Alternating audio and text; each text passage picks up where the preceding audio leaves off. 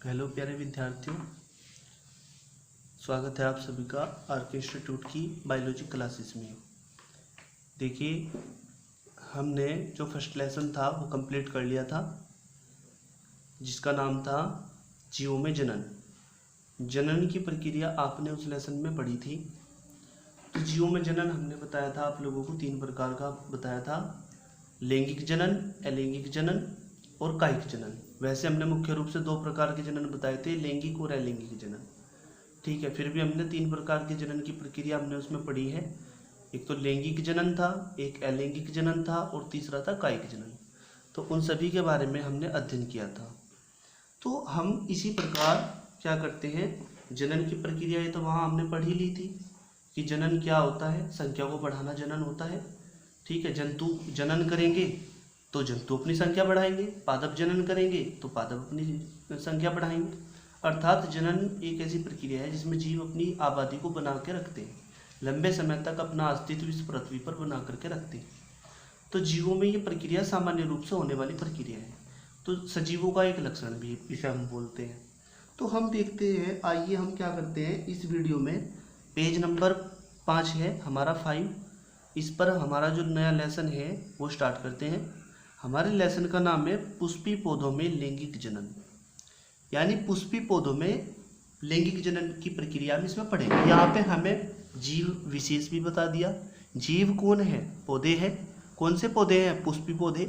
पुष्पी पौधे कौन से पौधे होते हैं? जिन पर पुष्प आते हैं, अर्थात जिन पर फूल आते हैं, फिर फल आते हैं और बीज बनते हैं। तो वे पौधे कैसे होते हैं? पुष्पी पौधे कहलाते हैं। कुछ पौधे ऐसे होते हैं पुष्पी ही, जिनमें पुष्प तो बनते हैं पर फल नहीं बनते, और फल नहीं बनते तो बीज नहीं बनते। ठीक है, तो हम बात करते हैं यहाँ पर हम जो बात करेंगे वो करेंगे बीज वाले पौधों की। तो इन्हें हम बोलते हैं, इस प्रकार के पौधों को आवृत बीजी पौधे। इंग्लिश में बोलते हैं हम इसको एंजियोस्पर्मिक प्लांट। ठीक है, तो हम स्टार्ट करते हैं। हमारा जो लेसन है उसका नाम लिखेंगे, यहाँ लिखेंगे हम नाम, सभी ध्यान से देखेंगे। लेसन है 2। ठीक है, लेसन 2 है। नाम क्या है? यानी लैंगिक जनन है ना, तो सेक्सुअल रिप्रोडक्शन किसमें? इन कौन से प्लांट्स में? एंजियोस्पर्मिक प्लांट्स, एंजियोस्पर्मिक प्लांट्स, या फिर हम ऐसे भी बोल सकते हैं फ्लावरिंग प्लांट्स। Flowering plants. ठीक है भाई, तो ये बात समझ में आई। तो हम यहाँ एक बात बताएंगे, देखिए एंजियोस्पर्मिक प्लांट यानी हम बात करेंगे कौन से पौधों की? पुष्पी पौधे इक्वल टू आवृत बीजी पौधे। आवृत बीजी पौधे, यह बात आपको पता चली है कि पुष्पी पौधों को हम क्या बोलते हैं? आवृत बीजी पौधे कहते हैं। आवृत बीजी पौधे में पौधे होते हैं जिनमें पुष्प और फल और फिर बीज बनते हैं। बीजों को बोने पर या भूमि में जब हम इनको लगा देते हैं, मिट्टी में दबा देते हैं, तो क्या होता है? नए पौधे निर्मित होते हैं और पौधों की संख्या में क्या होती है? वृद्धि होती है। तो पौधे अपनी संख्या को इसी प्रकार बढ़ाते हैं। अब यहाँ पे प्रक्रिया भी बता दी। प्रक्रिया कौन सी है? लैंगिक जनन की प्रक्रिया है। तो पौधों में सीधी सी बात है, कैसी प्रक्रिया होती है? लैंगिक जनन की प्रक्रिया होती है। तो इस लेसन में हम प्रक्रिया तो पढ़ेंगे कौन सी, यानी यहाँ प्रोसेस तो पढ़ रहे हैं कौन सी? सेक्सुअल रिप्रोडक्शन की। यहाँ पे ऑर्गेनिज्म कौन है, यानी जीव कौन है? प्लांट्स हैं। क्या है? प्लांट्स हैं। तो हम इसी के बारे में पढ़ेंगे। देखिए, मैं आपको एक और बात बता दूं, जैसे जंतु होते हैं, जंतुओं में एक विशेषता होती है कि भाई जंतुओं की जो पहचान होती है वो नर और मादा लिंग के आधार पर होती है। नर लिंग नर जीव होते हैं, मादा लिंग मादा जीव होते हैं। ठीक है, तो उनमें हम साधारण सी बात है, देख करके हमें पता चल जाता है। लेकिन पौधों में ऐसे कौन से भाग होते हैं जिनको देख करके हम पहचान करते हैं कि पौधे, नर पौधे कौन से, मादा पौधे कौन से। तो पौधों में जो फ्लावर होते हैं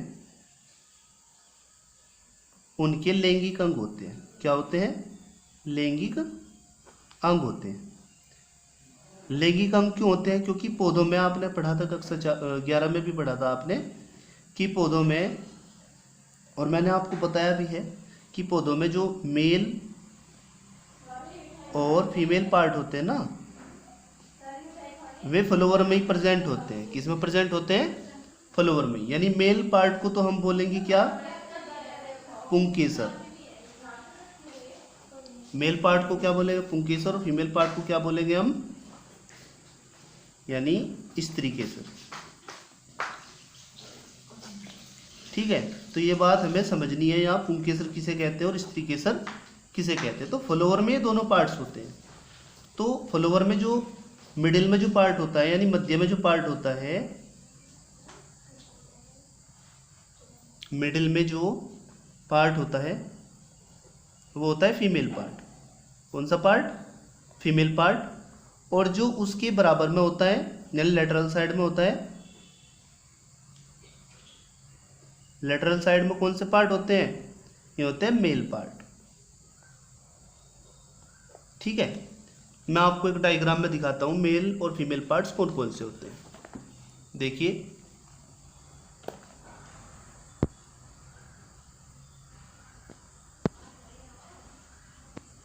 यहां पे देखेंगे, ये डायग्राम है फ्लावर का। तो इसमें हम क्या देख रहे हैं? हम मेल और फीमेल पार्ट की पहचान कर रहे हैं। ठीक है भाई, देखिए ये जो मिडिल पार्ट है, ये वाला पार्ट, ये वाला पार्ट, स्टिग्मा वाला पार्ट जो है ये फीमेल पार्ट है। यहाँ पे लिख देते हैं फीमेल पार्ट। तो इसे हम क्या बोलते हैं? ये फीमेल पार्ट है, फीमेल पार्ट। ठीक है भाई। और जो ये जो बराबर में निकले हुए हैं, एंथर बोलते हैं जिसको, ये एंथर, इसे हिंदी में बोलते हैं क्या? पुंकेसर। क्या बोलते हैं? पुंकेसर। ये पुंकेसर है। और ये फीमेल पार्ट जो हमने बताया है, ये स्टिग्मा वाला, ये होता है स्त्री केसर। ठीक है, तो ये फीमेल पार्ट है, इसमें तो फीमेल युग्मक बनेगा, यानी फीमेल गैमेट बनेगा, यानी मादा युग्मक बनेगा। ये जो बीच में है यहाँ पे, ये है यानी युग्मक। युग्मक कौन सा है? मादा। ये बात समझेंगे। और ये जो पुंकेसर है, ये नर युग्मक है। इसके अंदर क्या बनते हैं? परागकण बनते हैं। क्या बनते हैं इसके अंदर? परागकण। पौधों में हम परागकण बोलते हैं। तो इस चीज़ की पहचान करनी जरूरी है। देखो, हमने 4 चक्र बताए थे आपको पहले। 4 चक्र कैसे बताए थे? क्योंकि इस लेसन को समझने से पहले हमें फ्लावर की संरचना को भी समझना जरूरी है। क्योंकि फ्लावर के बारे में जब हम डीपली नहीं पढ़ेंगे तो ये लेसन हमारी समझ में नहीं आने का। बहुत ही गहराई में जाकर के इस लेसन को समझने की आवश्यकता है। तो देखिए,